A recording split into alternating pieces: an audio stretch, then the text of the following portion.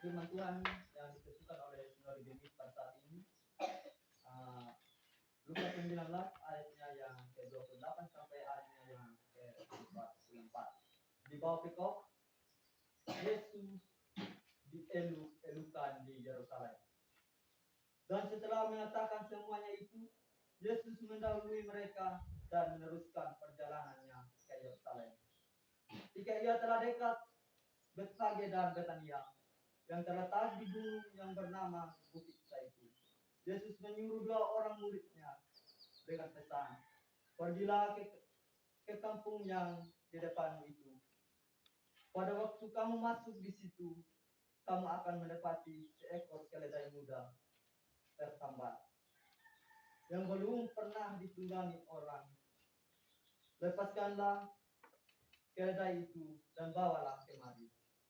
Dan jika ada orang bertanya kepadamu, mengapa kamu melepaskannya?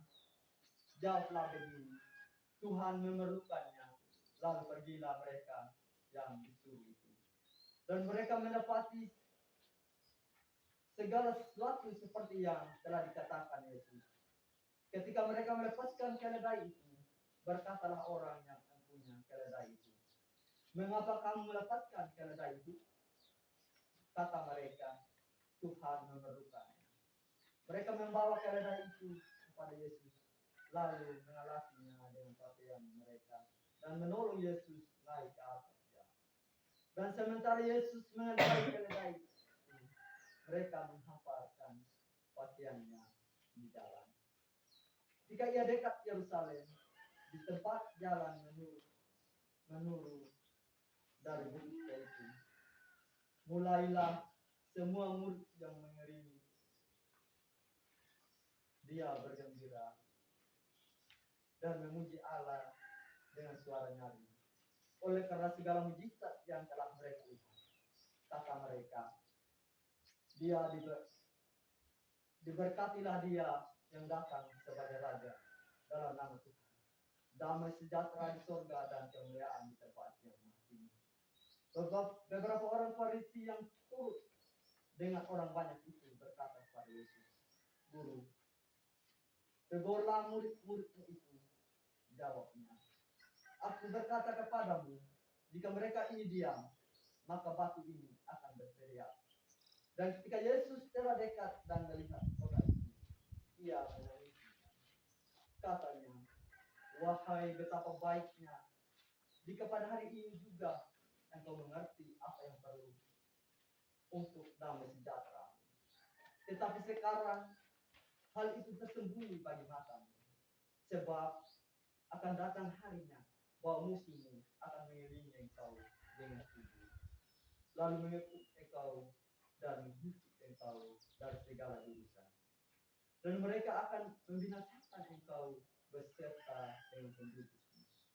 Dan pada tembokmu mereka tidak akan membiarkan satu batu pun tinggal terletak di atas batu yang lain. Karena engkau tidak mengetahui saat bila mana Allah melawat engkau. Demikian sabda Tuhan.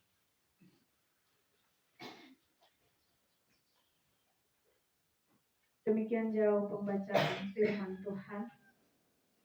Berbahagialah orang-orang yang memegang peringatan-peringatannya, yang mencari Dia dengan segenap hati.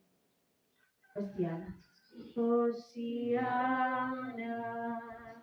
Hosiana, Hosiana. Salam. Selamat Natal.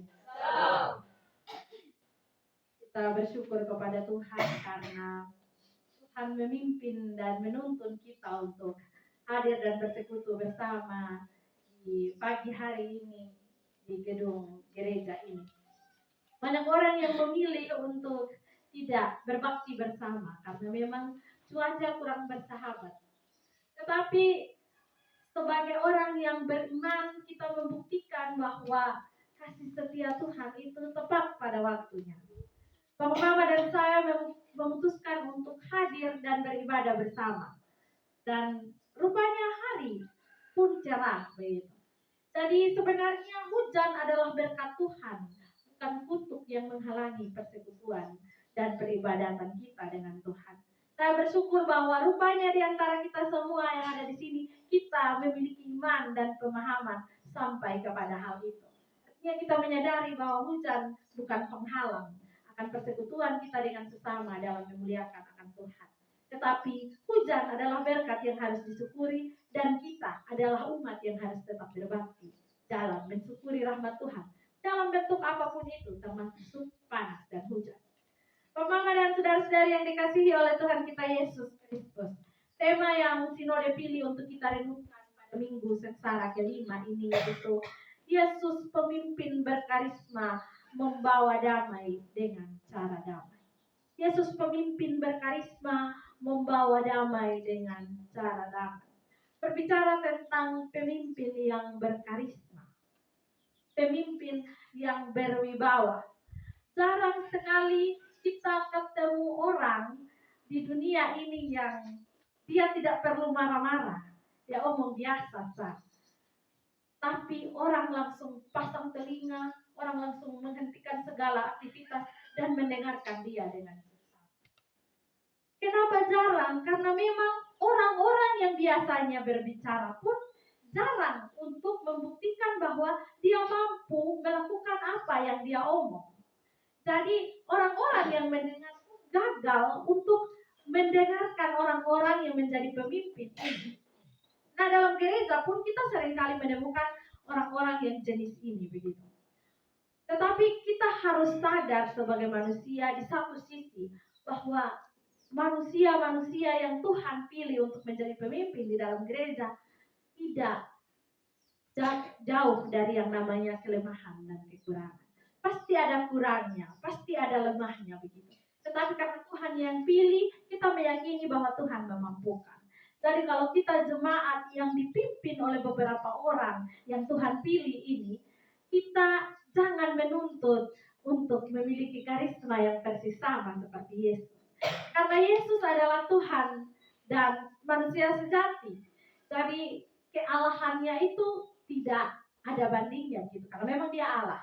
Nah, manusia-manusia, orang-orang yang Tuhan pilih di dalam gereja saat ini bukan Tuhan seperti Yesus. Tetaplah mereka sebagai orang-orang biasa yang punya kelemahan. Jadi sebagai jemaat pun kita harus sadar tentang hal itu. Jadi kita juga harus memberi ruang kepada mereka dalam hal wibawa itu, dalam hal karisma itu. Karena karisma dan wibawa seseorang pun kadang tergantung dari bagaimana orang-orang di sekitarnya memperlakukan dia. Kalau Yesus itu sudah otomatis di dalam dia punya diri. Tanpa manusia hormati dia pun dia adalah Allah yang terhormat. Tetapi kalau kita manusia, kita kadang langsung putus asa, menyerah, sakit hati, galau. Kalau misalnya orang-orang yang kita pimpin tidak mau mendengarkan kita dengan baik. Artinya orang-orang yang kita pimpin tidak mau memberikan semangat dan motivasi bagi kita untuk menjadi pemimpin. Itu yang harus kita pahami bersama tentang pemimpin yang berkarisma. Lalu membawa damai dengan cara damai. Membawa damai dengan cara damai artinya kalau ada satu masalah, kita hadir bukan sebagai orang yang makin memperumit masalah. Tetapi kita hadir dengan membawa jalan keluar. Dengan hikmat yang datang daripada Tuhan. Artinya jangan sok-sok jago kalau ada masalah. Tapi dengan kemampuan seadanya lalu mau kasih tunjuk hebat kalau bisa urus masalah. Ini yang harus kita tahu dalam membawa damai dengan cara damai. Kita harus berpikir jalan yang baik dan benar untuk semua orang itu seperti apa. Jalan yang kira-kira tidak mendatangkan kerusuhan, kerumitan, kesulitan yang baru itu seperti apa. Ini yang dimaksud dengan membawa damai dengan cara damai. Kita masuk dalam bacaan yang kita baca bersama tadi. Dalam bacaan ini Yesus dieluk-elukan di Yerusalem. Peristiwa Yesus dieluk-elukan oleh sekian banyak pengikutnya di Yerusalem ini adalah peristiwa penggenapan akan suara kenabian Nabi Sakaria. Di dalam Sakaria 9 ayat 9 dan 10 itu kita melihat sebuah nubuatan yang disampaikan oleh Sakaria tentang Mesiasnya orang Yahudi yang akan datang dengan mengendarai seekor keledai, dan dia akan membawa damai bagi Yahudi. Inilah yang ingin digenapi oleh Tuhan Yesus di dalam bacaan ini. Yesus ingin menampilkan dan menyatakan kepada orang Yahudi bahwa ini saya sebagai Mesias yang selama ini kamu nantikan. Dan rupanya orang Yahudi pun dan pengikut-pengikut Yesus pun cepat menanggap, cepat memahami bahwa ternyata memang ini sudah Mesias. Hanya yang menjadi persoalan adalah Mesias dalam pandangan Yesus dan Mesias dalam pandangan orang Yahudi ini berbeda. Kalau dalam pandangan Yesus, kemesiasan Yesus adalah sebagai Tuhan dan Juru Selamat yang datang menyelamatkan tidak hanya tubuh, tetapi tubuh, roh, dan jiwa. Semuanya Tuhan Yesus selamatkan. Dia sebagai Raja yang diurapi dan menyelamatkan manusia sampai kepada roh dan jiwanya. Sementara dalam pemahaman orang Yahudi, mereka hanya memahami bahwa Mesias yang datang ini dalam artian akan membebaskan mereka dari penjajahan bangsa Romawi. Mereka tidak memahami bahwa Yesus ini bukan sekedar manusia biasa yang mampu untuk membebaskan mereka dari bangsa Romawi. Mereka tidak bisa memahami bahwa sesungguhnya Yesus adalah Tuhan dan Juru Selamat yang tidak hanya mampu membebaskan mereka dari bangsa Romawi, tetapi juga mampu membebaskan mereka dari segala kesalahan dan dosa. Makanya sampai saat ini bahwa orang Yahudi masih tidak mengakui bahwa Yesus adalah Tuhan dan Juru Selamat. Nah, kita melihat di sini ada dua hal yang terjadi. Yang pertama, Yesus dieluk-elukan. Yesus dieluk-elukan. Dari sekian banyak pengikut-pengikut Yesus, mereka mengagumi Yesus. Mereka memuji-muji Yesus atas semua keajaiban, atas semua mujizat yang Tuhan Yesus adakan di dalam pelayanannya sepanjang ia melayani. Tetapi di satu sisi, di bagian terakhir dari bacaan ini, Yesus malah menangisi Yerusalem. Orang-orang memang memuji Yesus karena mereka berpikir bahwa Yesus adalah orang yang hebat karena mampu mengadakan mujizat. Dan mereka berharap bahwa Yesus suatu kelak akan menjadi raja atas Yahudi. Tetapi di lain sisi, Yesus menangis karena orang-orang tidak sampai pada pemahaman bahwa Yesus adalah Tuhan dan Juru Selamat. Disitulah titik Yesus meratapi bangsa ini. Nah, Bapak dan saudara-saudari yang dikasihi oleh Tuhan kita Yesus Kristus, kita kembali di dalam tema yang kita renungkan bersama. Yesus pemimpin berkarisma membawa damai dengan cara damai. Di bagian mana Yesus disebut sebagai pemimpin yang berkarisma? Dengan membawa damai, dengan menggunakan cara damai pula. Pada bagian yang mana? Di dalam bacaan kita jelas bahwa kita menemukan ada pihak-pihak seperti orang Farisi, pemuka-pemuka agama. Bahkan dalam bacaan-bacaan minggu sebelumnya kita menemukan seperti Herodes yang ingin membunuh Yesus. Orang-orang seperti ini sangat-sangat membenci Yesus. Mereka ingin segera membunuh Yesus. Tetapi Yesus yang mengetahui semuanya itu, dia dengan tenang menanggapi segala sesuatu. Karena dia harus menjalankan rancangannya untuk menyelamatkan manusia.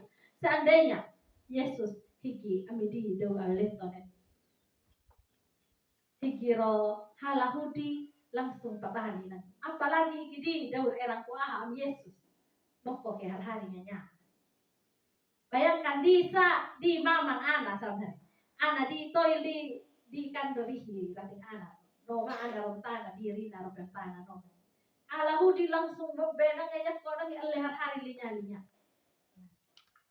Nah, Yesus yang adalah Tuhan dan Juru Selamat, pencipta dan pemelihara kehidupan kita ini, dia tahu manusia yang kurang ajar, durhaka ini yang dia ciptakan mau bunuh dia, tapi dia tidak goyah sedikit. Dia tetap di jalan yang benar. Dia tetap mengampuni, bahkan di dalam perkataannya yang pertama dia bilang, ampunilah mereka sebab mereka tidak tahu apa yang mereka lakukan. Karena dia mau menjalankan rencana penyelamatan terhadap manusia dengan cara yang damai. Bahkan dia mengambil jalan untuk mengorbankan dirinya sendiri. Dia jangan berbicara tentang membalas dendam. Dia tidak membiarkan manusia memikul dosa yang diperbuat oleh manusia. Dia memberi dirinya menggantikan manusia. Kasih yang luar biasa seperti itu yang Yesus ingin teladankan kepada kita. Jadi hal pertama, Yesus menugaskan umat-umatnya pada saat ini untuk menjadi pembawa damai. Bagaimana sekiranya orang Kristen mampu membawa damai dalam kehidupan? Mampu membawa damai dalam kehidupan kita, tidak harus menjadi seperti bapak-bapak yang igiro era masalah keluarga, era dewa tetap blok naam, era dewa mademara. Yang jadi kupu baru mulai masing-masing omong, kas tunjuk kira-kira bapak ni merata hebat dalam berbicara. Bapak kan mereka. Sementara mama-mama harus sibuk mempersiapkan makanan dan minuman di belakang. Kira mereka mama malah adik-adik kecil taruh keren pembawa damai nih. Aduh. Kita harus menjadi orang yang hebat dalam berbicara dan berkata-kata untuk menjadi pembawa damai. Kira ngadir rina jorok pujo era asoki rokloe balati kola. Biar ada kamu tawarkan loko hegla nene pembawa damai. Misalnya anak kecil, ingat era mama dan bertangi sepanjang jalan, mungkin era masalah keluarga pada sekolah, Noki namanya Noki. Selamat siang mama, dia senyum. Dalam hati mama nih, kira era Roh Kudus, ada nih, beda mah kira yang Roh Kudus. Era Roh Kudus, ada nih, pasti merasa mah Noki nanti, Noki konon mode ay bersuka cita. Beta saya, harus lemah.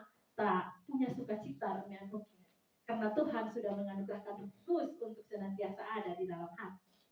Jadi pembawa damai itu dalam hal-hal kecil seperti itu, dalam kehidupan sehari-hari kita harus mewujudkan kedamaian itu. Contoh dalam rumah, hikiera bapak dan mama. Ngate mama tak loe hudi boleh bapak paksa-paksa. Mama ko wina ni mo bani made hapok done. Go mamu daw belis la kom hati berko ulong guna. Padahal tu ima yang mune tar era na kloy. Kan bapak era na kai mare ja bapak yo ko mi hama nya urat pergi wal mama. Sementara mama kan era kloy ya. Tapi bawa damai bisa dalam hal begitu bang mama. Aduh, ingat deh bapak merasa kloy balik rati peka-peka. Mama mulai ketakmu gara-gara Allah ke lain dulu Allah ke kowim garum na mulai lah hari kanya di baleri santai-santai to nongkot kaldoi benita era nya. Nah itu sama bawa damai lain era jauh balik nanti bakal keluar ko ada tasambutnya iloko ko inahuko wiko dur-dur kon hibak bahu di mere mulai curhat bapai lah oke nya.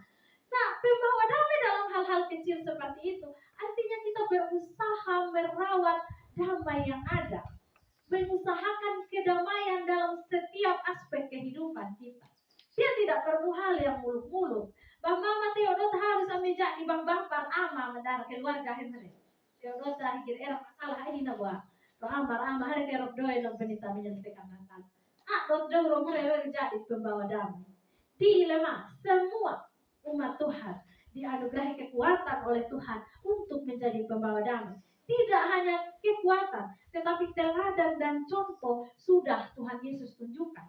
Jadi tinggal bagaimana kita sebagai umatnya mengikuti teladan yang Yesus tunjukkan itu. Ya tentunya menjadi teladan dan mengikuti persis apa yang Yesus lakukan ini bukan hal yang mudah. Karena amili jauh jarang. Jadi dorawawa jangankan hiki halal mah di mana jadi hiki aili dong di terima dong di mana belulel di mana apalagi hiki rok halal di Yesus tuh made hari lana terinya guru hati jauh hati mat padahal doa dojon halal hari makalinya nyang dong lana sementara Yesus memberikan contoh di sini dia tidak bersalah sama sekali tapi orang-orang mau membunuh dia dan membunuh dia. Tapi dia sama sekali tidak membalas. Bisakah kekuatan dan iman orang Kristen sampai seluar biasa itu? Bisakah orang Kristen menghadirkan kedamaian di tengah kerusuhan-kerusuhan yang ada di dalam kehidupan sekitar mereka? Ini pertanyaan-pertanyaan refleksif bagi kita. Bagaimana kita mampu menjalani kehidupan kita dengan mewujudkan damai di dalam kehidupan hari lepas hari. Ayah pergumulan mendalam berbadan. Tapi bagaimana di memohon hikmat terhadap Tuhan untuk menganugerahkan kekuatan dan pemikiran yang baik sehingga kita mampu untuk mewujudkan kedamaian walaupun banyak tantangan dan hambatan yang kita alami dalam hidup. Berusaha untuk mengampuni dengan mudah, jangan mendendam dengan mudah. Jika dibanding dan kemudian kita juga menjadi orang yang pendendam terhadap orang lain, maka sia-sia kekristenan kita. Sia-sia Tuhan Yesus memberikan teladan, karena rupanya umat Kristen tidak mau mengikuti teladan yang Tuhan Yesus ingin. Kadangkala di lemah mama merasa tak ele bermada di ladau mana hikiro dia pok daun di sementara dibalas dong. Asal di pule lo piso anya daun pule harga diri apa jalur lewat ke jalur. Tapi kira mau di tapereke di jauh.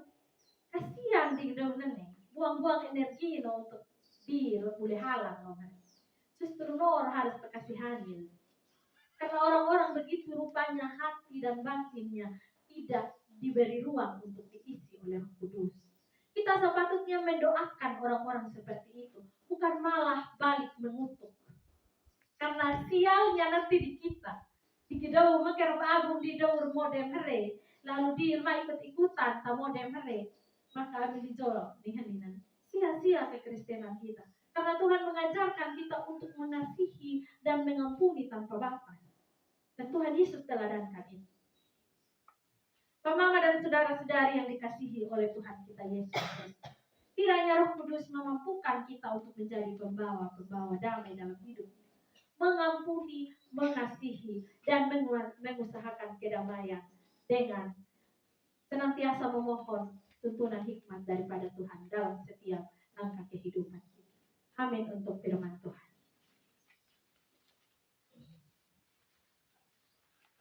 Kita mendengarkan solo dari adik Betty.